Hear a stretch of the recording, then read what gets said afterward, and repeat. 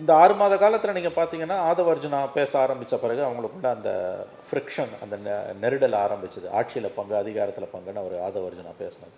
திரும்பவே வந்து மாறி மாறி பேச ஆரம்பித்தார். அதன் பிறகு அவர் வந்து என்ன சொன்னார், நாங்கள் வந்து எவ்வளவோ சகித்து கொண்டு தான் இருக்கிறோம், இந்த கூட்டணியில் அவமானங்களை சகித்து கொண்டு தான் இருக்கிறோம் தான் சொன்னார். மக்களை வந்து எப்படி சொல்கிறது, அதான் மக்களை வந்து ஏமாற்றுவதற்கு ரொம்ப கண்ணியமான வார்த்தைகளே பயன்படுத்தலாம். ஒரு அளவு உண்டு, அந்த அளவை தாண்டி திமுக போகும்பொழுது அதுக்கு தாளம் தட்டி கொண்டு விசிகாவும் அங்கே இருந்ததுன்றது தான் உண்மை. இது ஃபஸ்ட் ரவுண்டு. இங்கே ஏற்கனவே பேசின மாதிரி விஜய், நீதிபதி சந்துரு, பிரகாஷ் அம்பேத்கர், இது டாக்டர் அம்பேத்கருடைய பேரன் ஆனந்த் டெம்டுலே, இவங்கெல்லாம் வராங்கன்னு இருக்குது. திரும்பவும் விஜயும் ஒரே மேடையில் தோன்றப் போகிறார்கள் அப்படின்றது அக்டோபர் 27 அந்த மாநாடு இருக்கு இல்லையா, அதுக்கு பிறகு வெளியில் வருது தினமலரில் செய்தி. அப்பயே வந்து இது பற்றிக்குது. அதன் பிறகு திமுகவிடமிருந்து தெளிவான ஒரு செய்தி வந்து விசிக தலைமைக்கு தெரிவிக்கப்பட்டு விட்டது. அதாவது அந்த மேடையில் நீங்கள் ஏறினீர்கள் என்றால் கூட்டணியில் விசிகாவுக்கு இடம் கிடையாது. ஒருவேளை நீங்கள் அந்த விஜய் மேடையில் டிசம்பர் 6ஆம் தேதி நீங்கள் கலந்து கொண்டு பேசுவீர்களே ஆனால், விஜயுடன் ஒரே மேடையில் நீங்கள் இருப்பீர்களே ஆனால், நிச்சயமாக விசிகாவுக்கு திமுக கூட்டணியில் இடம் இல்லை என்பதை முதலமைச்சர் தெளிவாகவே அறிவித்துள்ளார் என்ற அளவுக்கு செய்திகள் திமுக தலைமையிடமிருந்து விசிக முக்கியஸ்தர்களுக்கு தெரிவிக்கப்பட்டு விட்டது. திருமாவுக்கும் தெரிவிக்கப்பட்டு விட்டது. அந்த மாநாடு நீங்கள் புறக்கணிக்கிறீங்கன்னா அது திமுகவுக்கு சவாலாக அவர் இருக்கிறார் என்ற ஒரு காரணத்துக்காகனா, அப்போ உங்களுடைய சுயத்தன்மை என்பது என்ன? நான் என்ன சொல்கிறேன், இதுதான் உங்கள் நிலைப்பாடுனா அப்போ ஆதவ அர்ஜுனா ஏன் 3 மாதமாக பேசினார்? அதையாவது நீங்கள் பேசாமல் இருந்திருக்கலாம்ல. இப்போ மதிமுக எப்படி இருக்குது, இடதுசாரிகள் எப்படி இருக்காங்க? அசம்பிளி எலெக்ஷன் வரைக்கும் விஜயோட கட்சி தாங்குமா, விஜயோட அரசியல் தாங்குமான்றதே இன்றைக்கி பெரிய கேள்வியாக எழுந்துகிட்டு இருக்குது. ஆனால் திருமா கட்சியிலேருந்து, சீமானோட கட்சியிலேருந்து, பாமகலேருந்து, பிஜேபியிலேருந்து விஜய் கட்சிக்கு வாக்குகள் நகர ஆரம்பிச்சிருக்கு.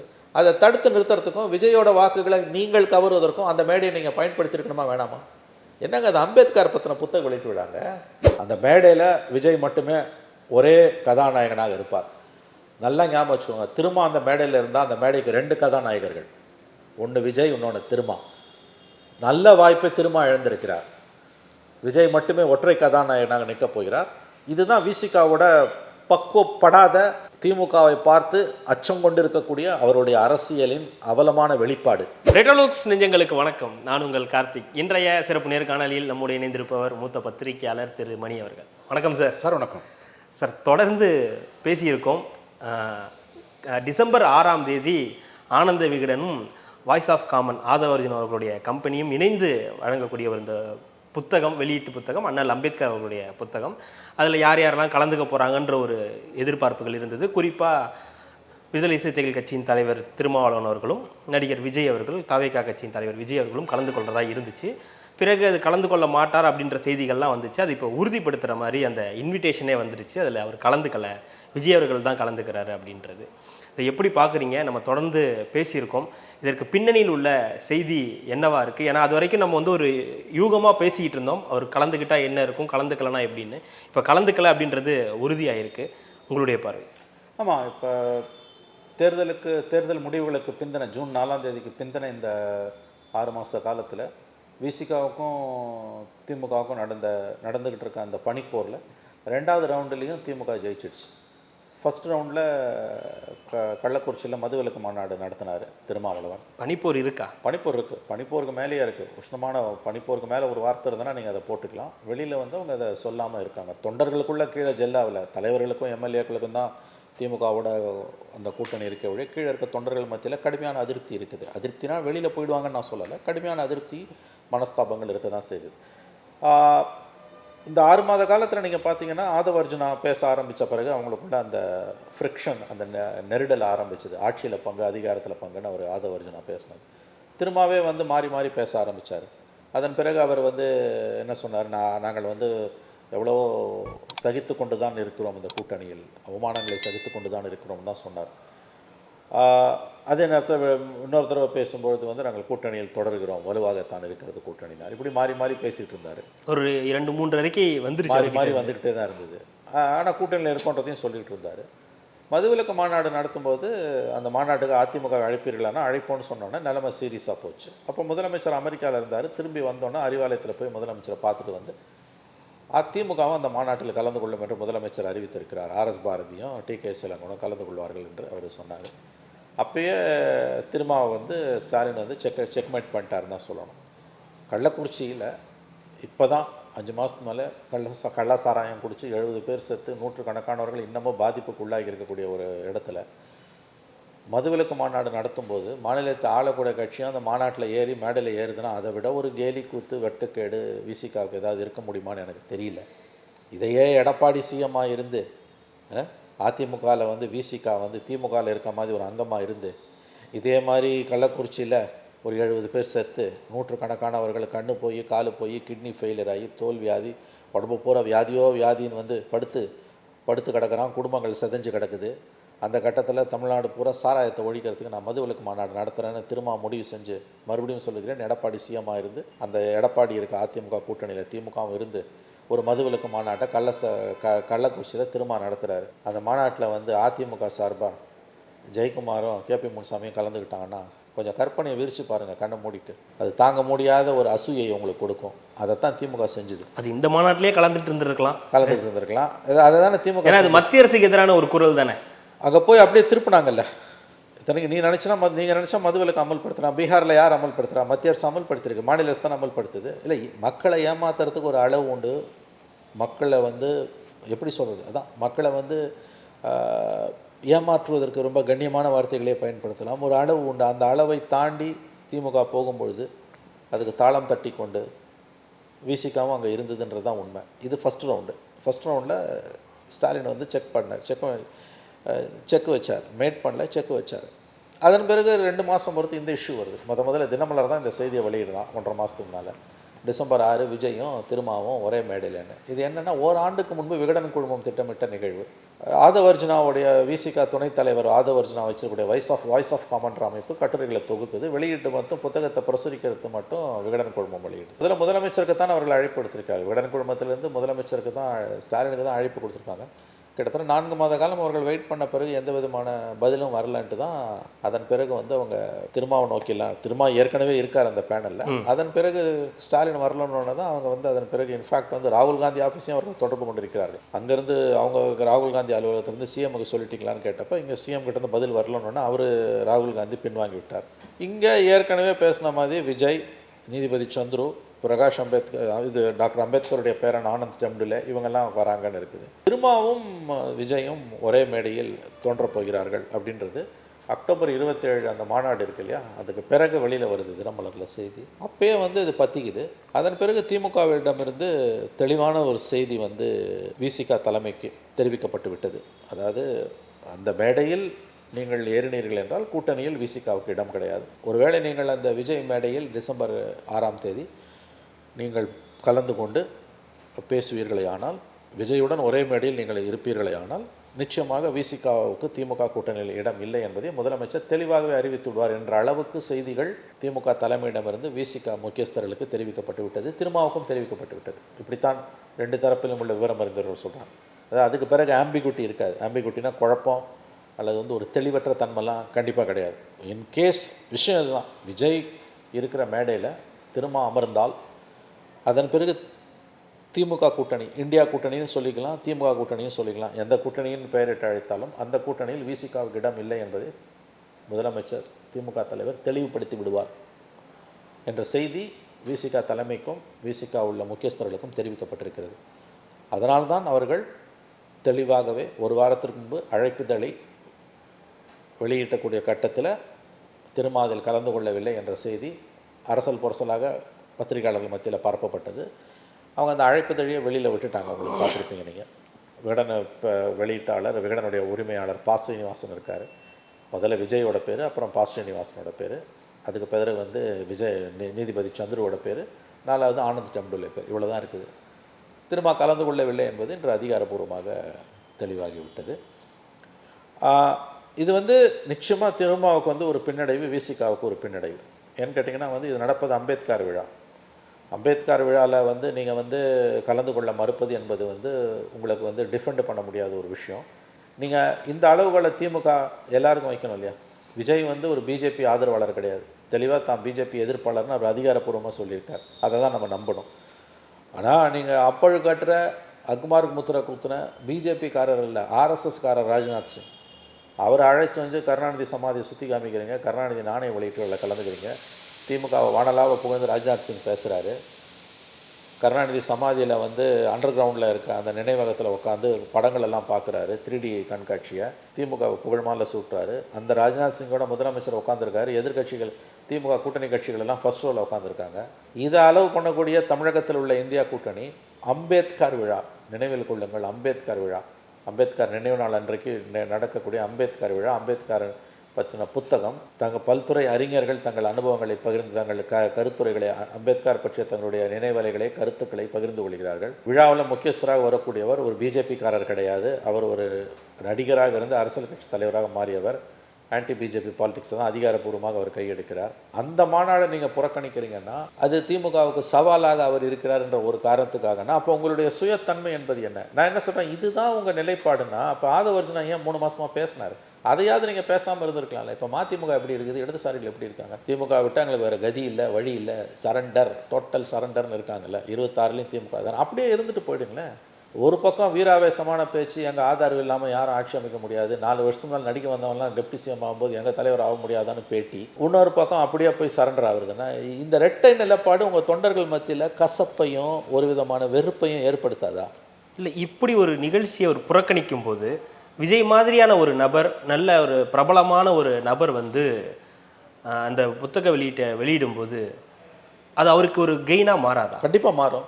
ஏன்னா அவருடைய முதல் மாநாடு, அந்த முதல் மாநாட்டிலே அம்பேத்கர் அவர்களுடைய படத்தை வைக்கிறார், அவர் ஒரு தலைவராகவும் ஏற்றுக்கிறார். அப்படின்னும் போது இது ஒரு கட்சி கூட்டணியை சார்ந்து, ஏன்னா நீங்கள் சொல்கிற மாதிரி 15 மாதம் இன்னும் இருக்கும்போது அவர் கூட ஒரு கை குலுக்கி இந்த அம்பேத்கரை பற்றி இன்னும் விழிப்புணர்வை ஏற்படுத்துவதற்கு அவர்களுடைய ரசிகர்களையே பயன்படுத்தியிருக்கலாம்.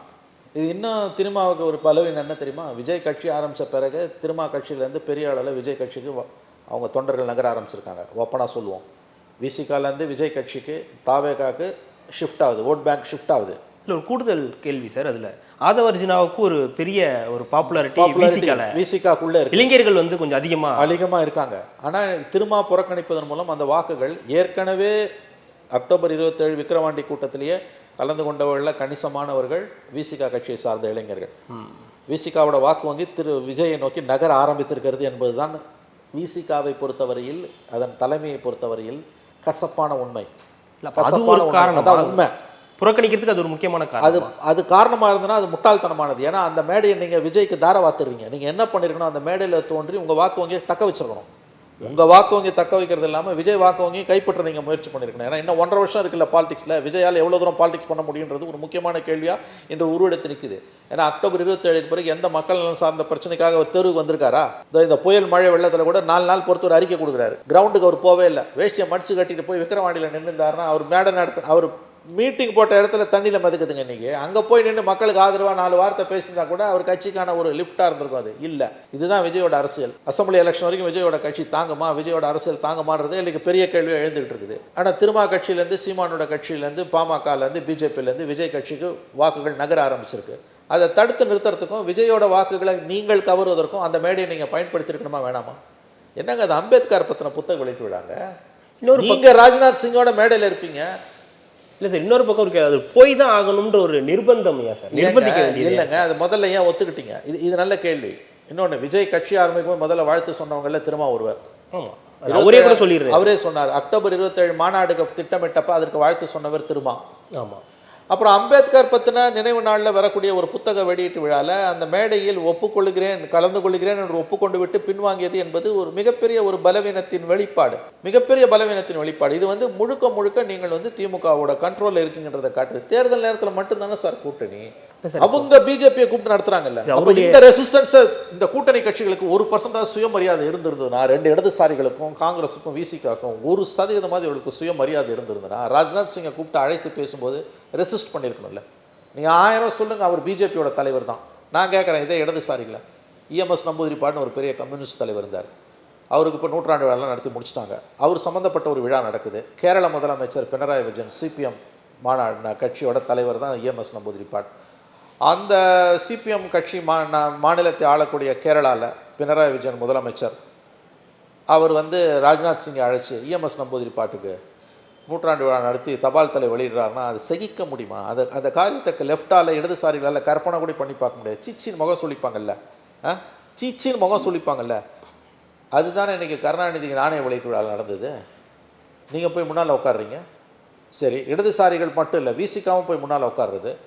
சனாதன தர்மத்தின் தலைமை தலகர்த்தர்கள் இவங்கெல்லாம் யார்? ராஜ்நாத் சிங் எல்லாம். உங்கள் அளவுகள்படி பார்த்தா சனாதனத்தை ஒழிப்போன்னு சொல்லிட்டு ராஜ்நாத் சிங் கையால் வந்து கலைஞருக்கு வந்து நீங்கள் நினைவு தபால் தலையும் நாணயங்களையும் வெளியிடுறீங்க. இந்த முரண்பாட்டை எங்கே போய் நியாயப்படுத்துவீங்க?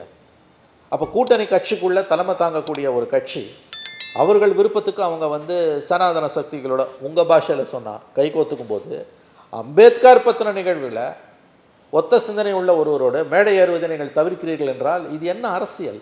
அப்போ எதுக்கு ஆதவர்ஜனா 4 மாதம் அப்படி பேசினார்? அதாவது எங்களுக்கு ஆட்சியில் பங்கு வேணும் அவ்வளோ தூரம் பேசிட்டு தனியாக சுயாதீனமாக இண்டிபெண்ட்டாக ஒரு புக் ரிலீஸ் ஃபங்க்ஷனில் கூட உங்களால் கலந்துக்க முடியலன்னா நீங்கள் இந்த அளவுக்கு திமுகவிடம் கட்டுண்டு கிடப்பதற்கு என்ன காரணம்? இல்லை, அந்த ஃபங்க்ஷனோட இன்விடேஷனில் கூட ஆதவர்ஜனா விசிகான்னு இல்லை, வாய்ஸ் ஆஃப் காமன் தான் இருக்குது. பட் அவர் யாருன்னு எல்லாருக்கும் தெரியும்ல. அவர் என்ன இப்போ விசிகாலேருந்து ரிசைன் பண்ணிட்டு போட்டாரா?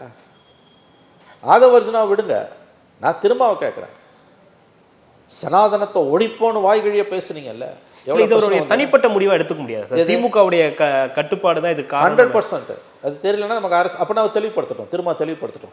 அந்த மாநாட்டில் ஒப்புக்கொண்ட அந்த மேடையில் தான் தோன்றாததற்கு என்ன காரணம் என்று திரும்ப வெளிப்படுத்தட்டும். திருமாவோட அரசியல் வாழ்க்கையில் இது மிகப்பெரிய சர்க்கலுங்க, மிகப்பெரிய சர்க்கல். இல்லை சார், ஒரு அம்பேத்கர் புத்தக வெளியீட்டு விழா அதில் கலந்துக்கிட்டு தான் ஆகணுன்ற ஒரு கட்டாயம் திருமாவளவனுக்கு இருக்கு. இந்த சூழ்நிலையில் இருக்குது. ஏன்னா அவ்வளோ பேச்சு பேசிட்டீங்க, எலெக்ஷனுக்கு பிறகு அவ்வளோ பேச்சு பேசுனீங்க, விஜய்க்கு வாழ்த்து தெரிவிச்சிங்க, அக்டோபர் 27 மாநாட்டுக்கு வாழ்த்து தெரிவிச்சிங்க. இன்னொரு பக்கம் கூட்டணிக்கு தலைமை தாங்கக்கூடிய திமுக பிஜேபியோட நெருங்குதுன்னு இருக்கா, எல்லா விதமான சமிக்கைகளும் இருக்குது. அது நெருங்குதோ நெருங்கலையோ, ராஜ்நாத் சிங்கை கூப்பிட்டு அழைச்சி மாநாடு நடத்தினப்போ அவங்க ஒரு இண்டிபெண்டன்ட் லைன் எடுக்கிறாங்கன்னு தெரியுது இல்லையா? தேர்தலுக்கு முன்னால் ராஜ்நாத் சிங்கை கூப்பிட்டு நடத்த வேண்டியதானே? தேர்தலுக்கு முன்னால் இதே ராஜ்நாத் சிங் அப்பயும் சந்தோஷமாக வந்திருப்பார், ஏன் மோடியை கூப்பிட்டு நடத்தலாம்ல? தேர்தல் முடிவு வந்து 22 சீட்டு ஜெயித்த பிறகு நீங்கள் இதை நடத்துகிறீங்க, அங்கே அவங்களுக்கு 40 சீட் 30 சீட்டு துண்டு விழும்போது நடத்துகிறீங்க. இது உள்ளே இருக்க அரசியல் கணக்கு என்ன? அப்போ நீங்கள் பிஜேபியோட சனாதன சக்திகளோட கூடி கொலாவீங்க. கூட்டணி கட்சி அம்பேத்கர் நினைவு நாள் ஃபங்க்ஷனில் கலந்துக்கிட்டால் உங்களுக்கு அது பொறுக்காது. அப்போ அந்த அவங்களோட தாக்கீதுகளுக்கு திமுகவின் கட்டளைக்கு திரும்ப ஏன் அடிபணிகிறார்? ஒழுங்காகவே இருந்திருக்கலாமே முதல்ல. இப்போ இடதுசாரிகளோ மதிமுகவோ காங்கிரஸோ வந்து ஆட்சியில் பங்கு வேணும், இதில் பங்கு வேணும், அதில் பங்கு வேணும்லாம் அவங்க கேட்கல. நாங்கள் கொத்தடிமையாகவே இருந்துட்டு போய்டணும்னு அவங்க முடிவு பண்ணிட்டாங்க. நிலை வித்வான்களாக இருப்பதில் தான் எங்களுக்கு நெஞ்சம் நிறைந்த மகிழ்ச்சின்னு அவங்க சொல்கிறாங்க. அப்படியே நீங்களும் இருந்துட்டு போயிடலாமே. நடுப்புற எதுக்கு திடீர்னு சுயமரியாதை சிங்கங்கள் மாதிரி சிலிர்த்து எழுந்தீங்க? உங்கள் துணைத் தலைவர் தானே டிவி ஒரு 3-4 தொலைக்காட்சியில் கூப்பிட்டு உட்காந்து பேசினார், எங்களுக்கு ஆட்சியில் பங்கு வேணும், அதிகாரத்தில் பங்கு வேணும்னு. அப்போ திடீர்னு உங்களுக்கு சுயமரியாதை வருது, திடீர்னு சுயமரியாதை காணாமல் போகுது. அபத்தமாக இல்லையா? அது ஒப்புக்கொண்ட நிகழ்ச்சி. அது ஒப்புக்கொண்ட நிகழ்ச்சியிலேருந்து பின்வாங்கியது ஏன்? ஆகவே இது ஒரு என்ன நான் சொன்னேன்ல, கடந்த 5 மாதங்களில் தேர்தலுக்கு பிந்தின 6 மாதங்களில் திமுக விசிக இடையிலான அந்த சண்டையில் 2 ரவுண்டில் திமுக ஜெயிச்சிடுச்சு.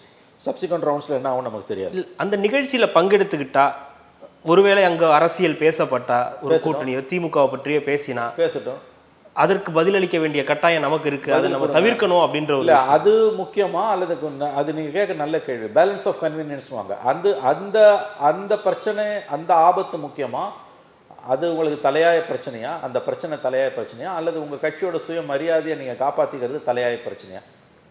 பிஜேபியை அழைத்து அவர்கள் ராஜ்நாத் சிங் அழைச்சி அவங்க மேடையை முதலமைச்சர் பகிர்ந்துக்கும் போது அது எவ்வளோ பெரிய ஒரு பின்னடைவு. அவங்க அப்படி பண்ணாங்கன்றதுக்காக விசிக்கு அப்படி பண்ணணுமா சார்? கண்டிப்பாக பண்ணணும். அவங்க பண்ணும்போது நீங்கள் அவங்க சனாதனத்தோடைய கை கோக்கும்போது நீங்கள் அம்பேத்கரோட கை கோக்கூடாதா? அவங்க கை கோத்து சனாதனத்தோட. இன்னொன்று பண்ணாங்க அவங்க, அந்த நிகழ்ச்சி நடக்கலை. 29ஆம் இந்த மாதம் வந்து 87 வன்னியர் சங்க இடஒதுக்கீடு போராட்டத்தில் இறந்து போன 21 தியாகிகள் மணிமண்டபம் திறக்கிறதுல ராமதாஸ் அழைப்போன்னு சொன்னாங்க. அழைச்சாங்களோ அழைக்கலையோ வரலையோ வராரோ அது வேற. அழைப்போன்னு சொன்னதே விசிகா கொடுக்கப்பட்ட சவால் சமைக்க தானே. ராமதாஸ் வந்திருந்தானா அப்போ விசிகா எங்கே கொண்டு போய் தன்னுடைய முகத்தை வைத்துக்கொள்ளும். அப்போ இந்த மாதிரி உங்களோட பொலிட்டிக்கல் அத்தாரிட்டியை அவங்க சேலஞ்ச் பண்ணிக்கிட்டே இருக்காங்க.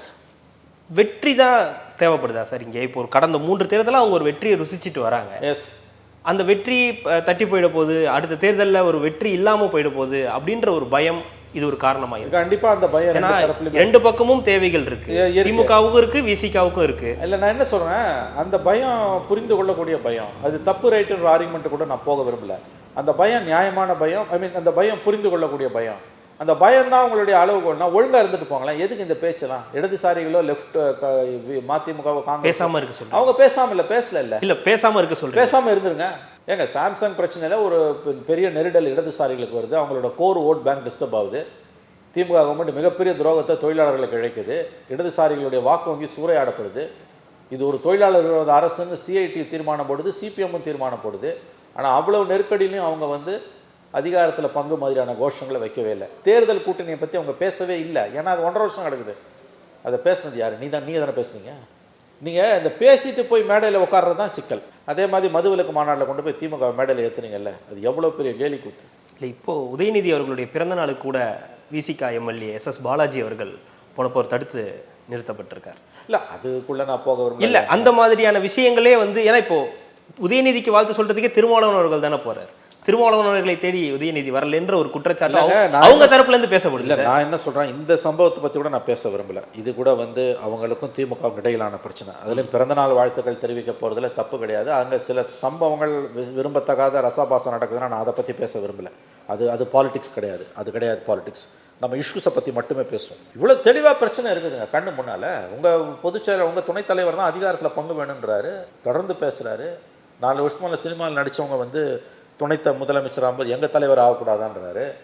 அதுக்கு அவங்க திமுகவோட 75 ஆண்டு விழாவில் வந்து கொங்கு ஈஸ்வரனை வச்சு பதில் சொல்கிறாங்க. துணை முதலமைச்சர் பதவிக்குன்னா டிஎன்பிசி எக்ஸாம் வச்சு அடுக்க முடியுன்றாங்க. யாரை விட்டு பதில் சொல்கிறாங்கன்னு பாருங்கள். அப்போ இவ்வளோ தூரம் நீங்கள் இறங்கி போன பிறகு இந்த நிகழ்வே அறிக்கையெல்லாம் கொடுத்துருக்காருல்ல, பல அவமானங்களை கடந்து தான் நாங்கள் இங்கே வந்து அப்போ அமைதியாக இருந்திருக்கணும்ல. நீங்கள் 1000 சொல்லுங்கள். அம்பேத்கரோட பிறந்த நினைவு நாளில் அம்பேத்கர் பற்றின புத்தக வெளியீட்டு விழாவை ஏற்கனவே ஒப்புக்கொண்ட பிறகு திருமா புறக்கணிப்பது என்பது திருமாவுக்கு மட்டுமல்ல விசிகாவுக்கும் பெருத்த பின்னடைவு. அதாவது பிஜேபியோட கூட்டணி வச்ச கட்சிகளை எல்லாம் பிஜேபி எப்படி கபலீகரம் செய்கிறதோ அதே மாதிரி திமுக தன்னுடன் கூட்டணி வைத்த கட்சிகளை அவருடைய சுயத்தன்மையை அழித்து அவர்களை விழுங்கி ஏப்பம் விட்டு கொண்டிருக்கிறது. அதில் சமீபத்திய உதாரணம் விசிகா. அப்படி தான் நான் இதை பார்க்குறேன். விஜய் அவர்களுடைய அந்த 6ஆம் தேதி வருகை அப்படின்றது அது ப்ளஸ்ஸா மைனஸா சார்? இல்லைங்க, அவருக்கு வந்து ஒரு மேடை கிடைக்குது, அவருக்கு எது நடந்தாலும் ப்ளஸ் தான். ஏன்னா இது வரைக்கும் அவர் எதுவுமே செய்யலை. அவர் திருமாவளவன் வரல, ஒப்புக்கொண்ட ஒரு இதுக்கு நாம வரதுனால திருமாவளவன்கள் வரல அப்படின்றத எப்படி எடுத்துப்பார்? இல்லை, விஜயை பொறுத்த வரைக்கும் அவர் அதை வந்து எப்படி எக்ஸ்ப்ளாய்ட் பண்ணுறாருன்றது வரும் காலங்களில் தான் தெரியும். அந்த மேடையில் விஜய் மட்டுமே ஒரே கதாநாயகனாக இருப்பார். நல்லா ஞாபகம் வச்சுக்கோங்க, திருமா அந்த மேடையில் இருந்தால் அந்த மேடைக்கு 2 கதாநாயகர்கள், ஒன்று விஜய், இன்னொன்று திருமா. நல்ல வாய்ப்பை திருமா இழந்திருக்கிறார். விஜய் மட்டுமே ஒற்றை கதாநாயகனாக நிற்கப் போகிறார்.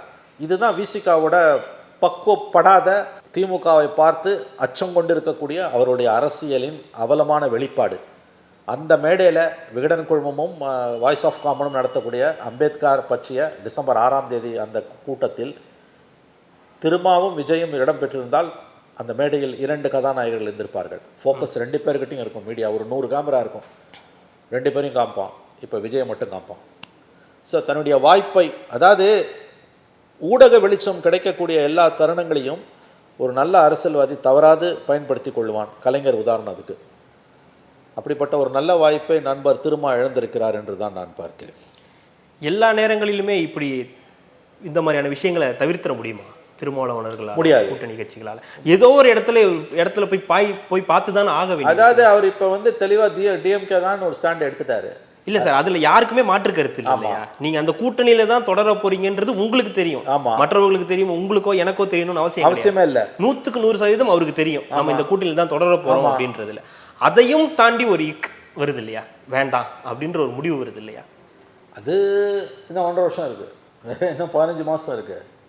சரி, அவர் வந்து இந்த விஷயத்தை இது பாருங்க, 1000 சொல்லட்டும், அவங்க விசிகா நண்பர்கள் 1000 முட்டு கொடுக்கட்டும், திரும்ப 1000 நியாயம் கற்பிக்கட்டும். விஜய் விழாவை, அம்பேத்கர் விழாவை, விகடன் விழாவை திருமா புறக்கணித்தது என்பது மிக மிக தவறானது.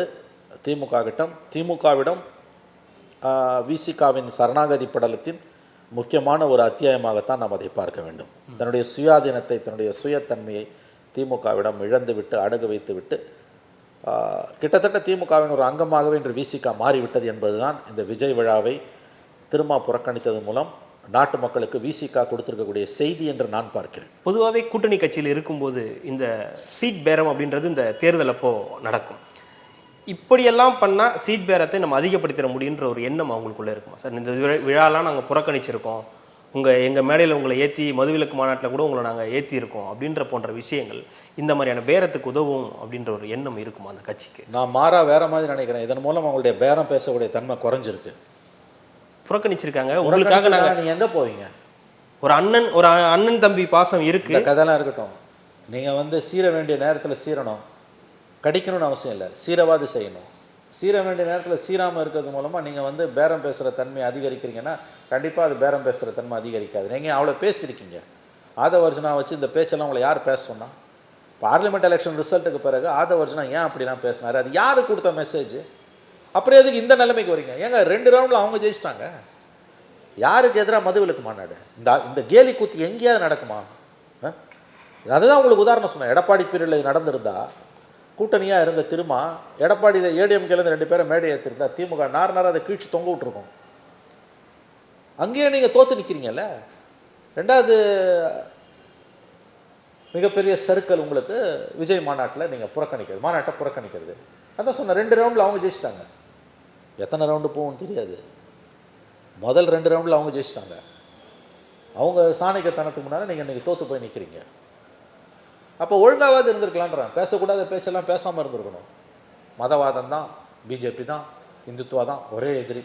அங்கே இங்கே என்ன திமுக தப்பு பண்ணாலும், என்ன பாவம் பண்ணாலும், என்ன பஞ்சமாக பாதகம் பண்ணாலும் நாங்கள் கண்ணை மூடிப்போம். துருதராஷ்டிரம் மாதிரி கண்ணை மூடிப்போம், துணியால் கட்டிப்போம். என்ன வேணால் பாவம் நடக்கட்டும், என்ன அட்டுழியம் வேணால் நடக்கட்டும், எங்களுக்கு பிஜேபி தான் ஒரே எனிமி. திமுக செஞ்ச தவறுகளெல்லாம் நாங்கள் எதிர்த்தோம்னா பிஜேபி ஸ்ட்ராங் ஆகிடும், பிஜேபி வலுப்பெற்றுரும். அதனால் நாங்கள் பிஜேபி பின்னால் தொங்கு சதையாகவும் இருப்போம், நிலைய வித்வானாகவும் இருப்போம். நீ என்ன வேணால் பேசிக்க எழுதிக்க, எனக்கு கவலை இல்லை. நாங்கள் திமுகவோட அடிவரடிகளாக இருப்போம். ஏன்னா எங்களுக்கு மதவாதம் வரக்கூடாது. அந்த ஸ்டாண்டு எடுத்துருங்க வெளிப்படையாக. இப்போ மதிமுக இடதுசாரிகள்லாம் அந்த ஸ்டாண்டு தான். எது சொன்னீங்கன்னா நாங்கள் பிஜேபின்னு கொண்டு வந்து நிறுத்துவாங்க. நீங்கள் என்ன மாநில அரசை குறை சொன்னீங்கனாலும் திமுககாரன் கூட சைலண்ட்டாக இருப்பான் தொலைக்காட்சி வாதங்களில். ஆனால் இந்த இடதுசாரிகள்லேருந்து வரக்கூடியவங்களும் மதிமுகலேருந்து வரக்கூடியவங்களும் பேசக்கூடிய பேச்சுக்கள் வந்து மோர் லாயல் தென் த குயினாக இருக்கும். எனக்கு தெரிஞ்சது நல்லது. அப்படியே ஒரு ஸ்டாண்ட் எடுத்துருங்க. ஏன்னா 26 மக்கள் உங்களை வைக்க வேண்டிய இடத்துல வைக்கிறதுக்கு மக்களுக்கு ஈஸியாகாது இருக்கும் அந்த ஸ்டாண்ட் எடுக்கிறதுக்கு.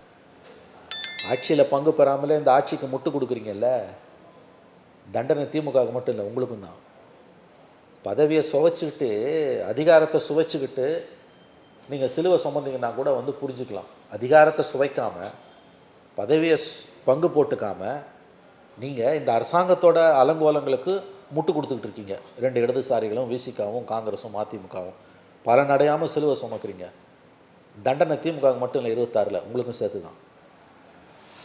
கண்டிப்பாக சார். தொடர்ந்து என்ன நடக்குதுன்னு பார்க்கலாம். டிசம்பர் 6ஆம் தேதி அந்த மேடை என்ன மாதிரி ப்ரொஜெக்ட் ஆகுது அப்படின்றதையும் பேசலாம். மகிழ்ச்சி. இவ்வளோ நேரம் உங்களுடைய நேரத்தை ஒதுக்கி எங்களுக்காக பல்வேறு தகவல்களை பகிர்ந்தமைக்கு ரெட்டலோக்ஸின் சார்பாக மிக்க நன்றி கார்த்திக்.